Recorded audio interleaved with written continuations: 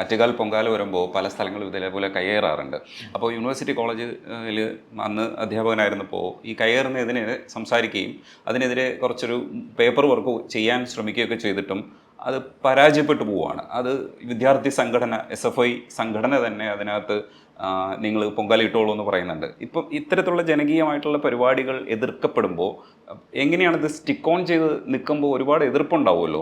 ഈ എതിർപ്പ് കൊണ്ട് വെക്കുമെന്നാണ് ചോദിക്കുന്നത്. അടുത്തിടെ എൻ്റെ വീടിന് തൊട്ടടുത്തുള്ള ഒരു ക്ഷേത്രത്തിൽ ദശാവതാര ചാർത്ത് 10 ദിവസമാണ്, പുതിയൊരു സാധനമാണ്. നിങ്ങൾക്ക് പല പണ്ടുണ്ടായിരുന്നില്ല, അതെനിക്കറിയാം. അപ്പോൾ അവിടെ ഈ നിരോധിച്ച കോളാമ്പി ഹോൺ സുപ്രീം കോടതിയും സംസ്ഥാന സർക്കാരും പോലീസ് ആക്റ്റും എല്ലാ ആക്റ്റും 5 വർഷം തടവും 1,00,000 രൂപ ശിക്ഷയാണ് ഈ കോളാമ്പി ഉപയോഗിച്ചത്. അതൊക്കെ എത്ര നിസ്സാരവൽക്കരിച്ചാൽ നമ്മുടെ പോലീസ് കൈകാര്യം ചെയ്യുന്നതെന്ന് അറിയും. അപ്പോൾ ഈ ശബ്ദം വരികയാണ്, എനിക്ക് വീട്ടിലിരിക്കാൻ പറ്റുന്നില്ല. 2 ദിവസമായി 3 ദിവസമായി.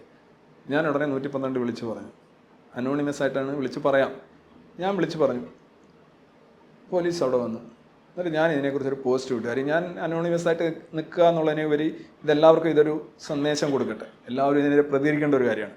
ശബ്ദം ഉണ്ടാക്കുന്ന ആരോഗ്യ പ്രശ്നങ്ങൾ, മാനസിക പ്രശ്നങ്ങൾ, എന്തെല്ലാം അതിൻ്റെ രൂക്ഷത, അത് പലർക്കും അറിയത്തില്ല. അവർ വിചാരിക്കും ഇപ്പം ഈ ചെണ്ടയൊക്കെ കൊട്ടുന്നിടത്ത് എന്ന് ഗർഭിണികളൊക്കെ നിൽക്കുന്നത് കണ്ടിട്ടുണ്ട്.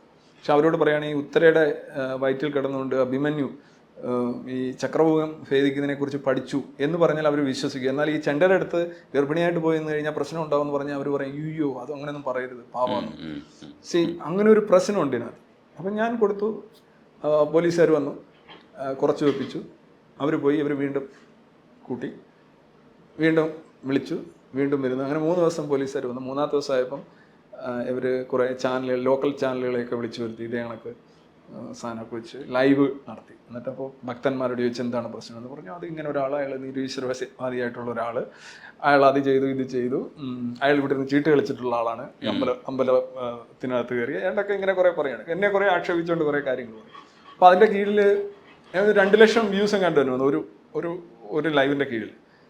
കാസർഗോഡ് മുതൽ കന്യാകുമാരി വരെയുള്ള ഭക്തന്മാർ തെറി വിളിക്കുന്നു, ഭീഷണി, അവൻ്റെ കർണം അടിച്ച് പൊട്ടിക്കണം, പിന്നെ അവനെ സ്കെച്ച് ചെയ്യണം, അവൻ്റെ ഇത് നമ്പർ കിട്ടാൻ വകുപ്പുണ്ടോ, 2 കൈയും കാലും അടിച്ച് അവിടെ ഇട്ടേരെ ഞങ്ങൾ ഏറ്റു. ഞാൻ ഇവിടെ 2300 കമൻറ്റോളം ഞാൻ കണ്ടു. അതിൽ 1300 ഭീഷണിയാണ്. എന്നിട്ട് ഹിന്ദു ഐക്യവേദിക്കാർ ലൈവ് കൊടുക്കുമ്പോൾ ഞങ്ങൾ ഇയാളുടെ വീട്ടിലേക്ക് മാർച്ച് നടത്തണം, പ്രതിഷേധ മാർച്ച്. അപ്പം ഞാൻ പറഞ്ഞു നിങ്ങൾ വരുന്ന സമയം അറിയിക്കാന്നുണ്ടെങ്കിൽ കപ്പയും ബീഫും റെഡിയാണ്, ആളിൻ്റെ നമ്പറൂടെ പറയണമെന്ന് പറഞ്ഞു. ഇത് എനിക്ക് പലപ്പോഴും അനുഭവം ഉണ്ടായിട്ടുണ്ട്. ഈ പണ്ടൊരു ആറ്റുകാൽ പൊങ്കാലയ്ക്കെതിരെ ഇതേ കണക്കൊരു പോസ്റ്റ് ഇട്ടതിനും ഇതേ കണക്ക് ഘോരം തെറി വായിച്ച് ഞാൻ പിന്നെ അതെല്ലാം പറയുന്നത് PSC 11 ഇവിടെ ഏത് സെക്ഷനാണെന്ന് പറയാമോ? അന്ന് ഞാൻ PSC-യിലല്ല, യഥാർത്ഥം ഞാൻ കോളേജിലാണ്. അപ്പോൾ പല രീതിയിൽ അങ്ങനെ ധാരാളമായിട്ട് വരാറുണ്ട്. ഈ എതിർപ്പുകൾ വരുമ്പോൾ ഇത് ഒരു ഘട്ടം കഴിയുമ്പോഴത്തേക്കും നമുക്ക് പിന്നെ ഇത് ശീലമാവും. പക്ഷേ എങ്കിലും ഇവിടെ മുസ്ലിം വിരോധം പറയുന്നു എന്നുള്ള അർത്ഥത്തിൽ CPM-കാർ ശരിക്കും പ്രത്യക്ഷത്തിൽ തന്നെ വന്ന് കമൻറ്റ് ചെയ്യുന്ന ഒരു തരത്തിലേക്കൊരു രീതിയിലേക്ക് വന്നിട്ടുണ്ട്. ഇപ്പോൾ രവിചന്ദ്രന് ഒരുപാട് ഫോളോവേഴ്സ് ഉണ്ട്, പിടിച്ചു നിൽക്കാൻ പറ്റും. പക്ഷേ എങ്കിലും ഇത് നിരന്തരമായി ആവർത്തിക്കപ്പെടുമ്പോൾ ഇത് മാറണം, അവരുടെ തെറ്റിദ്ധാരണ ഉണ്ടെങ്കിൽ ഇത് മാറണം, അല്ലെങ്കിൽ എന്താണ് ധാരണ അത് മാറ്റാൻ വേണ്ടിയിട്ടുള്ള പ്രവർത്തനങ്ങൾ അങ്ങനെ എന്തെങ്കിലും നിങ്ങൾക്ക് ചിന്തിച്ചിട്ടുണ്ടോ? ഇല്ല, അങ്ങനെ എൻ്റെ ആവശ്യമില്ലല്ലോ. കാരണം നിങ്ങളിത് ചാപ്പ അടിക്കുന്നതെന്ന് പറഞ്ഞു കഴിഞ്ഞാൽ നിങ്ങളുടെ ഇതിൽ പട്ടിയുടെ കാലിൽ ചക്കരക്ക് കെട്ടിവിടുന്നതാണ്. പട്ടി ഇത് കാണുന്നിടത്തെല്ലാം പോയി ചക്കരക്ക് കളയാനായിട്ട് ഒരച്ചൊരച്ച് പോകും. ചക്കരക്ക് പോവില്ല, പട്ടിക്ക് മുന്നോട്ട് പോകാനും പറ്റില്ല. അപ്പോൾ കാര്യം ഇത് വ്യാജമായ ഫേക്ക് ആയിട്ടുള്ളൊരു സാധനം. അപ്പോൾ ഈ പറയുന്ന ചാപ്പകളുടെ കാര്യം തന്നെ CPM എന്ന് പറഞ്ഞു. CPM-ൻ്റെ മുഖ്യമന്ത്രിക്ക് ഇപ്പോൾ കിട്ടിയിരിക്കുന്ന ചാപ്പ എന്താണ്? പുള്ളിക്ക് സ്ഥിരം കിട്ടാറുണ്ട്, എല്ലാവർക്കും കിട്ടാറുണ്ട്. ഇത് ആരെയൊക്കെയോ കാണിക്കാനായിട്ട് ഓരോരോ വേഷം കെട്ടിയ ആളുകൾ നടക്കുകയാണ്. മനസ്സിലായില്ലേ? ആരെയൊക്കെ കാണിക്കാൻ ഞാൻ അതാണ് ഇതാണ്. ഞാൻ മുസ്ലിം വിരോധത്തിൻ്റെ കാര്യം പറഞ്ഞു, അത് തെറ്റായൊരു പ്രയോഗമാണ്. നമ്മളുടെ എസൻസിൻ്റെ ഒരു അടിസ്ഥാന തത്വം എന്ന് പറഞ്ഞാൽ എന്താണ്? ഇസ്ലാം is toxic. It's A toxic ideology. It's an inhuman ideology. I stress that point. But Muslims R lovely. That means ഈ മുസ്ലിംസ് ഈ സാധനം എടുത്ത് കളഞ്ഞു കഴിഞ്ഞാൽ അവർ നമ്മളെ പോലെയാണ്, അല്ലെ മറ്റുള്ളവരെ പോലെയാണ്. അതാണ് ഞാൻ ബിൻ ലാദനിൽ നിന്ന് ഈ ടോക്സിക് ഐഡിയോളജി മാറ്റിക്കഴിഞ്ഞാൽ പുള്ളി ഒരു നല്ല എഞ്ചിനീയർ ആയേക്കാം ഒരുപക്ഷെ. അല്ല, പക്ഷെ അവിടെ ഒരു ചെറിയ ചോദ്യമുള്ളത്, ഇപ്പോൾ ഇസ്ലാം മുസ്ലിം എന്ന് പറയുന്ന രണ്ട് വാക്കുകളുണ്ടെങ്കിലും ഈ മുസ്ലിം എന്ന് പറയുന്ന വാക്ക് ശരിക്കും മതത്തെ അഡ്രസ്സ് ചെയ്യുന്നത് തന്നെയാണ്. അപ്പോൾ നമ്മൾ മതങ്ങളെ എതിർക്കുമ്പോൾ സോഫ്റ്റ് ആയിട്ടുള്ളൊരു അംശത്തെ നമ്മൾ വിട്ടുകൊടുത്തുകൊണ്ട് പൊളിറ്റിക്കലായിട്ടുള്ള ചില സ്റ്റാൻഡാണ് ഇസ്ലാമിനെ നമ്മൾ എതിർക്കുന്നത്. കാരണം പൊളിറ്റിക്കലാണ് കൂടുതൽ ചൂഷണം ചെയ്യാൻ കഴിയുമെന്നുള്ള അർത്ഥത്തിലാണ്. പക്ഷേ ഇത് രണ്ടും എതിർക്കപ്പെടേണ്ടതല്ലേ അങ്ങനെയാണെങ്കിൽ? I will tell you. C, നിങ്ങളൊരു കമ്പ്യൂട്ടർ ഉപയോഗിക്കുന്നു, അതിനകത്തൊരു OS, അത് വിൻഡോസ് ആയിക്കോട്ടെ എന്തോ ആയിക്കോട്ടെ, ഒരു OS ഉപയോഗിക്കുന്നത്, ലിനക്സ് ആയിക്കോട്ടെ. ആ കമ്പ്യൂട്ടർ എന്ന് പറയുന്നത് എൻ്റെ ഹാർഡ്വെയറാണ്. ഒരു വ്യക്തി എന്ന് പറയുന്നത് നിങ്ങളിപ്പം പഠിക്കുന്ന ഭാഷയായാലും ഇൻകൾക്കേറ്റ് ചെയ്യുന്ന സംസ്കാരമായാലും നിങ്ങളുടെ ഐഡിയോളജി ആയാലും ഈ ഐഡിയോളജി ഇതിനകത്ത് ഇൻസ്റ്റാൾ ചെയ്യുന്നതാണ്. ബോധപൂർവമാവും അല്ലെങ്കിൽ സ്പോണ്ടേനിയസ് ആയിട്ട് വരുന്ന കാര്യമായി. പക്ഷെ നമുക്കറിയാം ഈ മനുഷ്യൻ എന്ന് പറഞ്ഞാൽ നിങ്ങൾക്ക് എന്തുകൊണ്ടാണ് ലോകത്തെല്ലാവരും പരസ്പരം ഇണചേർന്ന് അടുത്ത ജനറേഷൻ ഉണ്ടാക്കാൻ കഴിയും അല്ലേ? നമ്മളിപ്പോൾ ഇങ്ങനെ പറഞ്ഞു കഴിഞ്ഞാൽ എല്ലാവരും മനസ്സിലാക്കും, വെള്ളമാണെന്ന് മനസ്സിലാക്കും അല്ലേ? ഇങ്ങനെ പറഞ്ഞു കഴിഞ്ഞാൽ അങ്ങനെയല്ല. നമുക്കൊരുപാട് സമാനതകളുള്ള ജീവിതം. അതിലൊരു പ്രത്യേക സോഫ്റ്റ്വെയർ നിങ്ങൾ വന്നത് ആ പിന്നൊന്ന് ഊരുമ്പോൾ ആ വ്യത്യാസം ഇല്ലാതാകുന്നു എന്നാണ് ഞാൻ പറഞ്ഞത്. അപ്പോൾ എങ്ങനെയാണ് ഒരാൾ എക്സ് മുസ്ലിം ആവുന്നത്? അയാളിൽ നിന്ന് പോകുന്നത് എന്താണ്? അയാളിൽ നിന്ന് പോകുന്നത് ഇസ്ലാമാണ്.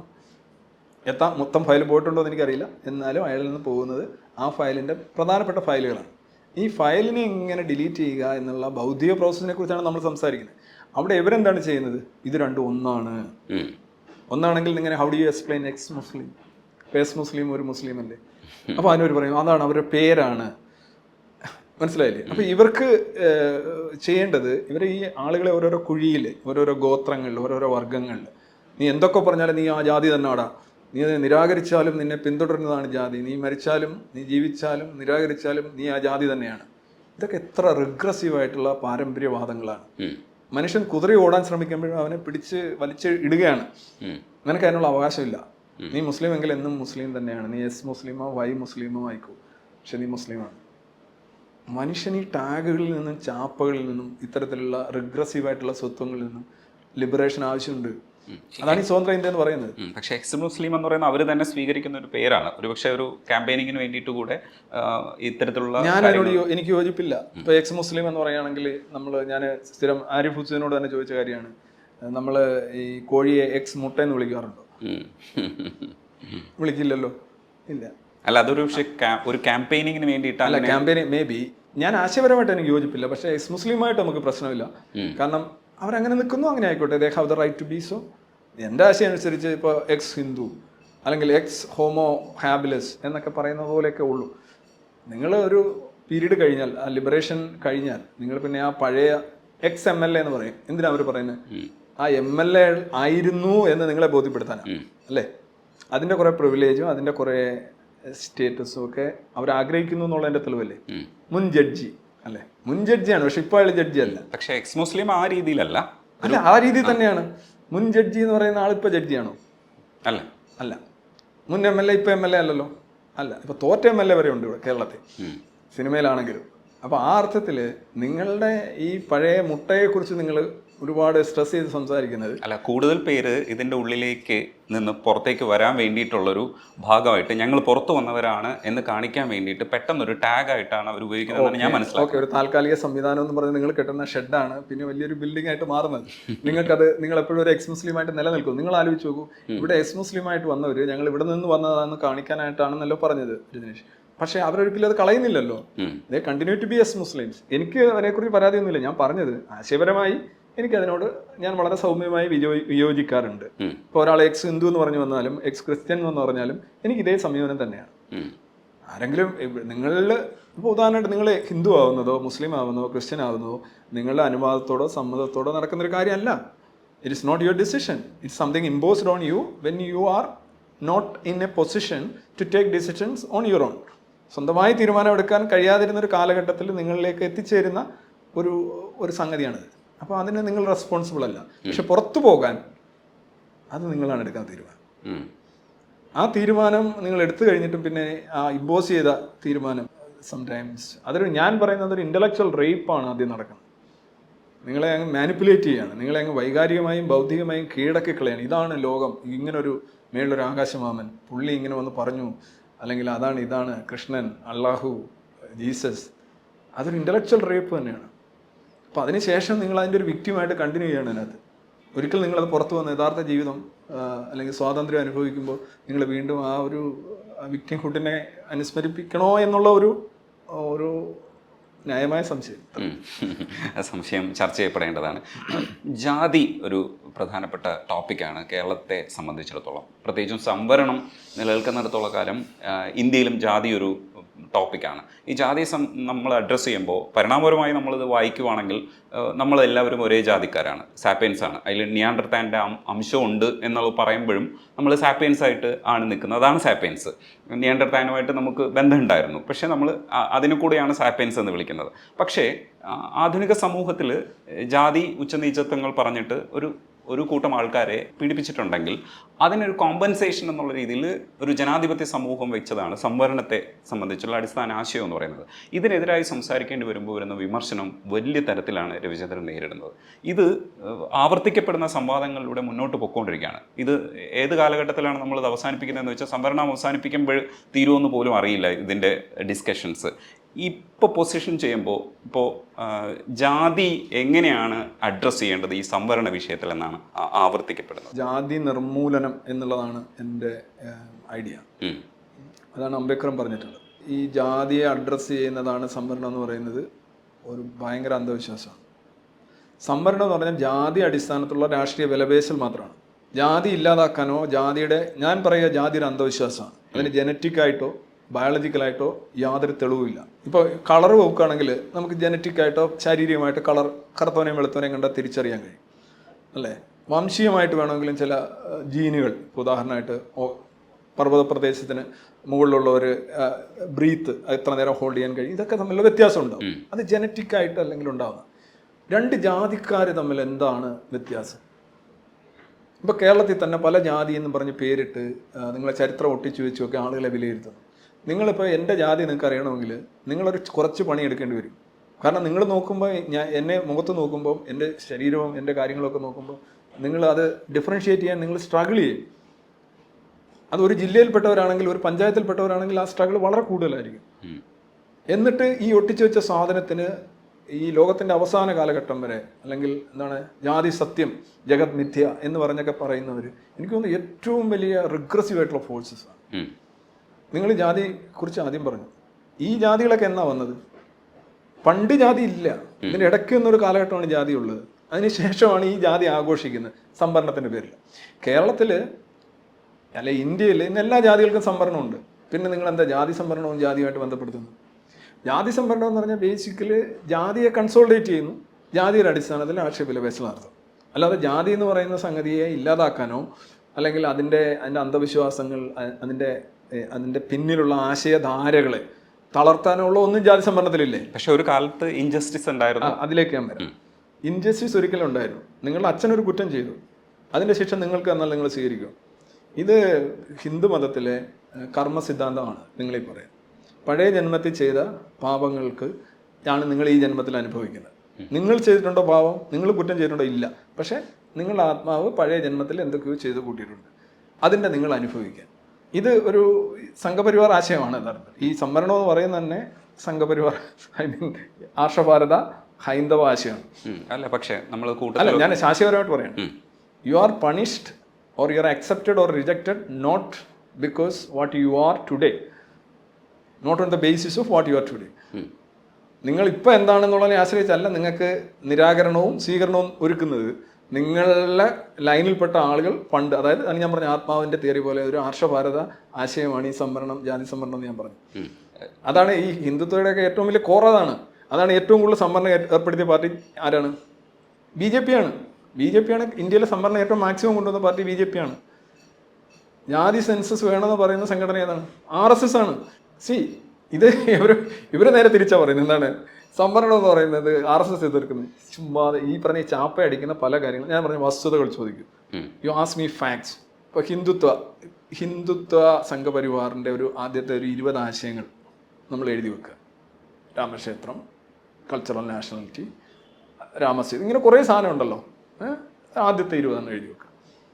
ഈ 20 കൃത്യമായും വ്യക്തമായും കേരളത്തിൽ താത്വികമായി ആശയപരമായി എതിർക്കുന്ന ഒരേ ഒരു സംഘടന എസൻസ് ഗ്ലോബൽ മാത്രം. ഒരേ ഒരു സംഘടന. ഞാൻ അങ്ങനെ എവിടെ പറയണമെങ്കിൽ ഒന്നുകിൽ അതൊരു ലോകോത്തര തള്ളലായിരിക്കണം, അല്ലെങ്കിൽ അത് വസ്തുതാപരമായി ശരിയായിരിക്കണം. എൻ്റെ ആത്മവിശ്വാസം എവിടെ നിന്ന് വരുന്നു എന്ന് പറഞ്ഞാൽ അത് വസ്തുനിഷ്ഠമായ കാര്യമാണ്. നമ്പർ ഓഫ് വീഡിയോസ്, സംവാദങ്ങൾ, ഞങ്ങളത് എൻഗേജ് ചെയ്യുന്നുണ്ട്, ഓരോരോ കാര്യങ്ങളായിട്ട് എടുത്ത് പറയുന്നുണ്ട്. പക്ഷേ അത് എസെൻസ് ഗ്ലോബലിൽ തന്നെ ഇപ്പോൾ സംഘടനാപരമായി സംസാരിക്കുമ്പോൾ അതും കൂടെ പറഞ്ഞു പോകണമല്ലോ. എസെൻസ് ഗ്ലോബലിനകത്ത് തന്നെ ഇതിനകത്തുള്ള അഭിപ്രായ വ്യത്യാസങ്ങൾ എങ്ങനെയാണ് ഇൻകോപ്പറേറ്റ് ചെയ്യുന്നത്? എസെൻസ് ഗ്ലോബൽ എന്ന് പറഞ്ഞാൽ ഒരു വളരെ ഈ സ്വാതന്ത്ര്യത്തിന് ഏറ്റവും കൂടുതൽ വില കൊടുക്കുന്ന ഒരു ഇതാണ്. ഞങ്ങൾ തന്നെ കൈറ്റ് സീരീസ് എന്ന് പറഞ്ഞ ഒരു ഓൺലൈൻ ഡിബേറ്റ് ഉണ്ട്. അതിൽ വരുന്ന ആരെന്നറിയോ, എസെൻസ് ഗ്ലോബലിൽ തന്നെ ഉള്ളവർ വന്നിരുന്ന് അങ്ങോട്ടും ഇങ്ങോട്ടും ഒരേ ആശയം, സർക്കാരിൻ്റെ റോൾ എന്താണ്, ക്യാപിറ്റലിസത്തിൽ എത്രമാത്രമാകാം, തമ്മിൽ തല്ലുകയാണ്. ആശയപരമായി പരസ്പരം സ്നേഹിച്ചുകൊണ്ട് ആദരിച്ചുകൊണ്ട് തമ്മിൽ തല്ലുകയാണ്. ആ ആശയ സംഘർഷത്തിൻ്റെ തീവ്രത നിങ്ങൾക്ക് മനസ്സിലാവും. ഇത് വേറെ ഏതെങ്കിലും ഒരു പാർട്ടിയിലോ സംഘടനയിലോ നടക്കുമോ? അതിൻ്റെ ബന്ധപ്പെട്ട വളരെ ആക്റ്റീവായിട്ട് അതിലൊക്കെ ഉൾപാർട്ടി ജനാധിപത്യം ഉണ്ട്. ഉൾപാർട്ടി അതൊരു ഇറ്റ്സ് എ ജോക്ക് ആക്ച്വലി. ഇത് പരസ്യമായിട്ട് ഞങ്ങൾ വരികയാണ്. അതുപോലെ തന്നെ കമന്റുകളും പോസ്റ്റുകളും ഒക്കെ നോക്കും. ആളുകൾക്ക് അങ്ങനെ ചിലർ ചിലപ്പോൾ BJP ആയിരിക്കും വോട്ട് ചെയ്യുന്നത്, ചിലർ CPM-നായിരിക്കും വോട്ട് ചെയ്യുന്നത്. ഇപ്പോഴും പലരും പറയുന്നുണ്ട്, സാറേ CPM-നെ പറയുന്നത് നിർത്തൂ, അല്ലെ അതിനെ പറഞ്ഞ് നിർത്തൂ എന്നൊക്കെ പറഞ്ഞു. ഞാൻ CPM-നെ ഒന്നും പറയാറില്ല, ഞാൻ പിണറായി വിജയനെയും പറയാറില്ല, ഞാൻ മോദിയെയും പറയാറില്ല, അമിത്ഷായെയും പറയാറില്ല. ഇവിടെ ഈ സംഘപരിവാർ വിരുദ്ധത എന്ന് പറഞ്ഞാൽ എന്താ അറിയാമോ? സുരേഷ് ഗോപിയെ ഷീറ്റ് ഗോപി എന്ന് വിളിക്കണം, അമിത്ഷാ പിത്തക്കാടി എന്ന് വിളിക്കണം, സുരേന്ദ്രനെ ഉള്ളി സുരേ എന്ന് വിളിക്കണം. ഇത്രയായി കഴിഞ്ഞാൽ സംഘപരിവാറായി. ഇതൊന്നും അല്ല സംഘപരിവാർ. ഞാൻ പണ്ട് പറഞ്ഞൊരു കാര്യം എന്താണ്, മോദി പോയി കഴിഞ്ഞാൽ യോഗി വരും, യോഗി പോയി കഴിഞ്ഞാൽ വേറെ ഏതെങ്കിലും ഭോഗി വരും. കാര്യം ഈ ആശയം എന്താണെന്ന് അവർക്ക് മനസ്സിലാവുന്നില്ല. ഈ ആശയത്തെ നമ്മൾ മാത്രമാണ് എതിർക്കുന്നത്. പിന്നെ ചില ഈ സോക്കോളിൽ നിങ്ങൾ പറഞ്ഞ യുക്തിവാദികളുണ്ട്. ഇവർ ഹിന്ദു മതത്തെയോ ഹിന്ദുത്വ വിശ്വാസങ്ങളെയോ ഹിന്ദുത്തെയോ ഒരു രീതിയിൽ എതിർക്കാറില്ല. അവർ പറയുന്നത് അവർക്ക് പേടിയാണെന്ന്, എതിർത്തില്ല. പക്ഷെ അവരുടെ ഒരു നിർബന്ധം എന്നറിയോ, ഞങ്ങൾ ചെയ്യുന്നത് അത് കടുപ്പം കുറഞ്ഞു പോയി, അതിന് വേണ്ടത്ര വീര്യമില്ല, നിങ്ങൾ ആ സ്ലൈഡ് കാണിച്ചെങ്കിലും അത് വായിച്ചില്ല, മറ്റേത് വായിച്ചെങ്കിലും കാണിച്ചില്ല. അപ്പം നമ്മൾ പറയുന്നത് ഈ വോയറിസ്റ്റിക് ആകുന്നത് ഒരു പരിധിവരെയൊക്കെ സഹിക്കാം. ഒരു മനുഷ്യൻ അങ്ങനെ ഒരു ഇതുണ്ട്, മറ്റുള്ളവൻ ചെയ്യുന്നത് കാണാനുള്ള ഒരു ആനന്ദം കൊണ്ടായിരിക്കും അങ്ങനെ പറയുന്നത്. പക്ഷെ നിങ്ങൾക്ക് ചെയ്യാവുന്നൊരു കാര്യമാണ് അല്ലേ? നിങ്ങളും ഹിന്ദുത്വത്തെ വിമർശിക്കും അടിസ്ഥാനപരമായിട്ട്, അതിൻ്റെ ആശയങ്ങൾ. ഞങ്ങൾ ആശയങ്ങളെയാണ് നോക്കുന്നത്. ഞാൻ രാമസേതുവിനെക്കുറിച്ച് പുസ്തകം എഴുതിയ ആളാണ്, ഗീതയെക്കുറിച്ച് പുസ്തകം എഴുതിയ ആളാണ്, ജ്യോതിഷത്തെക്കുറിച്ച് പുസ്തകം എഴുതിയ ആളാണ്. വിവേകാനന്ദൻ മിശിഹയോ എന്ന് പറഞ്ഞ പൊളിറ്റിക്കൽ ഹിന്ദുത്വത്തെക്കുറിച്ച് ഏറ്റവും ശക്തമായി എതിർ പുസ്തകം എഴുതിയ ആളാണ് ഞാൻ എഴുതിയ 17 പുസ്തകത്തിൽ 15 പുസ്തകവും സംതിങ് എഗെയിൻസ്റ്റ് ഹിന്ദുത്വ അല്ലെങ്കിൽ ഹിന്ദുമതമായിട്ട് ബന്ധപ്പെട്ടാണ്. ഞാൻ ഇസ്ലാമിനെ കുറിച്ച് ഒരു പുസ്തകം എഴുതിയിട്ടില്ല. പക്ഷേ ഇവിടുത്തെ കേരളത്തിലുള്ള ഒരു നരേറ്റീവ് എന്ന് പറഞ്ഞു കഴിഞ്ഞാൽ ഈ ഇസ്ലാം എന്ന് പറയുന്നത് റെഡ് ലൈനാണ്. ആ റെഡ് ലൈൻ നിങ്ങൾ ക്രോസ് ചെയ്യാൻ പാടില്ല. അല്ല, പക്ഷെ അതിൻ്റെ ഉള്ളിൽ ഒരു സ്റ്റേറ്റ്മെൻറ്റ്, ഒരു ഇൻ്റർവ്യൂ ചോദിക്കുന്ന സമയത്ത് കൂടുതൽ കുഴപ്പമുള്ളത്, അതിപ്പോൾ BJP അംഗീകരിക്കാം, പക്ഷേ അതിനേക്കാളും കൂടുതൽ കുഴപ്പക്കാരായിട്ടുള്ളത് ഈ കമ്മ്യൂണിസ്റ്റ് പാർട്ടിയും ഇല്ലെങ്കിൽ കമ്മ്യൂണിസവും ഇസ്ലാമിസവും ആണെന്നാണ് പറഞ്ഞത്. അപ്പോൾ ആ സ്റ്റേറ്റ്മെൻറ്റ് കേരളത്തിൻ്റെ രാഷ്ട്രീയ പരിതസ്ഥിതിയിൽ നിന്നല്ല, ഇത് കേരളത്തിൻ്റെ രാഷ്ട്രീയമല്ല സംസാരിച്ചതെന്നാണ് വിമർശനം. നിങ്ങൾ ആരെയാണ് ഏറ്റവും കൂടുതൽ കേരളത്തിൽ പേടിക്കുന്നത്? പേടിക്കേണ്ടതെന്നല്ല, പേടിക്കുന്നത് അത് ഇസ്ലാമും കമ്മ്യൂണിസവുമാണ്. നമുക്കറിയാമല്ലോ നമ്മൾ എവിടെ ഏത് ആർക്കെതിരെ എഴുതുമ്പോഴാണ് നമ്മുടെ കൈകൾ വിറയ്ക്കുന്നതെന്നും. ഒരു സിനിമയിൽ ഒരു ഡയലോഗ് പറയുമ്പോൾ ആ ഡയലോഗ് വേണ്ട, ആ കഥാപാത്രത്തിന് ആ പേര് വേണ്ട, അല്ലെങ്കിൽ ആ പാർട്ടി അത് പറ്റില്ല, എനിക്കതവിടെ നിൽക്കാൻ പറ്റില്ല. നിങ്ങളത് സംസാരിച്ചു കഴിഞ്ഞാൽ നിങ്ങൾക്ക് നിൽക്കാൻ പറ്റില്ല, നിങ്ങൾക്ക് മുന്നോട്ട് പോകാൻ പറ്റില്ല എന്ന് നിങ്ങൾ കരുതുന്ന കേരളത്തെ സംബന്ധിച്ചിടത്തോളം, ഇന്ത്യയിൽ പൊതുവിലല്ല, കേരളത്തെ സംബന്ധിച്ചുള്ള 2 ആശയങ്ങൾ പറയുന്നത് ഇത് തന്നെയാണ്. അത് നിങ്ങൾ സോഷ്യൽ മീഡിയയിൽ നിങ്ങൾ ഒരു സ്റ്റാൻഡ് എടുത്ത് നോക്കും, നിങ്ങളൊരു ഈ പറഞ്ഞ അല്ലെങ്കിൽ anti communist anti Islamic stand എടുത്ത് നോക്കും, നിങ്ങളെപ്പോഴും ഈ പറഞ്ഞ യൂറി ഗഗാറിനായി മാറും. അതെല്ലാവർക്കും അറിയാം. മനുഷ്യനെല്ലാം ഭയമുള്ള ജീവികളാണല്ലോ. ഞാനും ഭയമില്ലാത്ത ആളാന്നല്ല ഞാൻ പറയുന്നത്. I have fear but I fear less. Fearless അല്ല, ഫിയർ ലെസ്, കുറച്ച് ഫിയർ ചെയ്യുന്നു എന്നുള്ളൂ. അപ്പോൾ ഇതാണ് ഇവിടുത്തെ അവസ്ഥ. ഇവിടുത്തെ സത്യവും വസ്തുതയൊന്നും അല്ല നോക്കി, നമ്മൾ അങ്ങനെ നോക്കുന്നില്ല. നമ്മൾ നോക്കുന്നപ്പോൾ ഇസ്ലാമിൻ്റെ ഭാഗത്തായാലും ഹിന്ദുത്വയുടെ ഭാഗമായാലും ക്രിസ്ത്യാനിറ്റി, ഞാൻ അടുപ്പിച്ച് ഈ സുവിശേഷ വിശേഷം എന്ന് പറഞ്ഞ് 9 ഇത് ചെയ്താണ്. ആ സമയത്ത് ഈ പല ഇവിടുത്തെ പെന്തക്കോസ്റ്റ് ഉൾപ്പെടെയുള്ള സംഘടനകൾ ഈ വയലിലൊക്കെ ഫ്ലെക്സ് വെച്ച് 1 ലക്ഷം രൂപ രവിചന്ദ്രൻ്റെ സംവാദത്തിന് വെല്ലുവിളിക്കുന്നു. അവരുടെ സംവാദം എന്ന് പറഞ്ഞു കഴിഞ്ഞാൽ എന്താണ് ഉദ്ദേശിക്കുന്നത് വെച്ചാൽ അതിന് മുന്നേ അവർ സോഷ്യൽ ലിഞ്ച് ചെയ്യാണ്, കുറേ ഫോട്ടോസും അതും ഇതൊക്കെ ഇട്ട് വക്രീകരിച്ചും പിന്നെ അതും ഇതൊക്കെ ഇട്ട് അങ്ങ് ചെയ്യാണ്. ഇപ്പം ഞാൻ ചോദിക്കട്ടെ, കേരളത്തിലെ ഏതെങ്കിലും ഒരു മനുഷ്യൻ ഈ സവർക്കറിൻ്റെ പടവുമായിട്ട് മോർഫ് ചെയ്യപ്പെടാതെ, നിങ്ങളൊരു ക്രിട്ടിക്കൽ തിങ്കറാണ്, നിങ്ങൾ ഏതെങ്കിലും ഒരു ആശയം പറയുകയാണെന്നുണ്ടെങ്കിൽ നിങ്ങൾ ആദ്യം ഈ സവർക്കറിൻ്റെ പടവുമായിട്ട് നിങ്ങളെ മോർഫ് ചെയ്തിടണം അവതരിപ്പിക്കും. ഞാൻ ആദ്യം കാണുമ്പോൾ ഈ ആരാ ഇതിൻ്റെ കൂടെ ഇരിക്കുന്നത് എനിക്ക് മനസ്സിലാവുന്നില്ല. കാരണം ഈ സവർക്കർ പിന്നെ ഗോൾവാൾക്കർ എന്നൊന്നും കേരളത്തിൽ അധികം ആരും ചർച്ച ചെയ്യുന്നില്ല. നമുക്കറിയാവുന്ന അഗാർക്കറും ടെണ്ടുൽക്കറും ഒക്കെയാണ്. ഈ കഴിഞ്ഞൊരു 10-15 വർഷമാണ് ഈ സാധനം ഇങ്ങനെ കയറി വരുന്നത്. അപ്പോൾ പിന്നെ ഇതിങ്ങനെ ഓരോരുത്തർ പറയുന്നു അതാണ് സവർക്കർ എത്തീസ്റ്റ് ആയിരുന്നു. സവർക്കർ എത്തീസ്റ്റ് ആയിരുന്നു. നമ്മൾ പഠിക്കുമ്പോൾ സവർക്കർ പൂജ പിന്നെ മംഗളഗാനങ്ങളൊക്കെ എഴുതി മണിക്കൂറുകൾ പൂജിച്ച് വെച്ചുകൊണ്ടിരുന്ന ഒരു മനുഷ്യൻ, അയാളിൽ എന്തെങ്കിലുമൊക്കെ യുക്തിസഹമായിട്ടുള്ള കാര്യങ്ങളുണ്ടെങ്കിൽ അയാളെ ഉടനെ അങ്ങ് എത്തീസ്റ്റ് ആക്കും. പിന്നെ സവർക്കറിസ്റ്റ് നാസ്തിക, ഇതൊക്കെ ഇങ്ങനെ കുറേ സാധനം. ഇത് ബേസിക്കലി പാർട്ടിപ്പണി, മതപ്പണി, ജാതിപ്പണി എന്ന് പറയും. ഇസ്ലാം മസാജ് ശക്തമായിട്ട് കേരളത്തിലെ ഈ സാംസ്കാരിക നായകന്മാരുടെയും ഒക്കെ ഒരു ബാധ്യതയായിട്ട് മാറിയിട്ടുണ്ട്. അവർ പല കാര്യങ്ങളിലും അവർ നോക്കുമ്പോൾ എവിടെ നിൽക്കുമ്പോഴാണ്, എങ്ങനെ എന്തൊക്കെ സംസാരിക്കുമ്പോഴാണ് എനിക്കിതുണ്ടാകുന്നത്. ഒരു എഡിറ്റിംഗ് നടക്കുന്നുണ്ട്. എനിക്ക് അങ്ങനെ ഒരു എഡിറ്റിംഗ് ഇല്ല എന്നുള്ളൊരു പ്രശ്നം വേണമെങ്കിൽ നിങ്ങൾക്ക് ഉന്നയിക്കാം. ഐ ഡോണ്ട് എഡിറ്റ് ബിക്കോസ് അത് ഫാക്ച്വലി റോങ് ആണ് എങ്കിൽ എനിക്ക് അത് പൊരുത്തപ്പെടാൻ പറ്റില്ല.